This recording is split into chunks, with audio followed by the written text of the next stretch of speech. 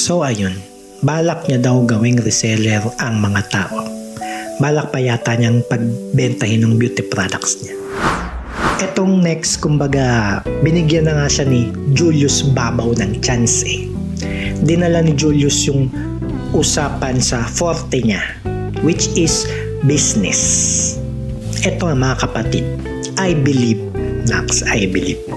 naniniwala ako na ang mga businesses talaga ang magpapaangat sa Pilipinas, na yun dapat ang tinututukan ng pansin ng gobyerno, lalo na yung mga small businesses. Sinusupport dapat yan. Kasi bakit?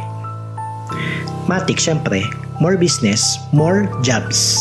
It will create more jobs. Then tataas yung GDP ng bansa. It will create more competition, forcing business owners to create new products or improve their products and technology as well. Tapos it will attract more investors and etc. It will improve our standard of living. So, ano nga ba ang masasabi ni Rosmar tungkol sa business? Siyempre, yun po yung kailangan nilang matutunan. Kagaya po parang sa brand lang po yan. Kailangan mag-reseller para kumita, ganun. So, ang sa akin po kasi, kailangan nilang magkaroon ng parang pangkabuhayan na sabihin natin ang hirap bigyan lahat, di ba? Pero, siyempre, pag tinuruan natin sila paunti-unti, darating yung time na parang wala nang mahirap. So, ayun. Balak niya daw gawing reseller ang mga tao. Balak pa yata niyang pagbentahin ng beauty products niya. Kasi yun po yung, alam nyo, may isa nga pong lola na nakakaawa, lumapit sa akin, sabi, Ate Rosmar, please tulungan mo ko, wala na kasi akong pamilya, wala na akong panggamot, please tulungan mo ko, ha? Parang, saka kawawa daw yung lola na nangihingi sa kanya ng tulong dati.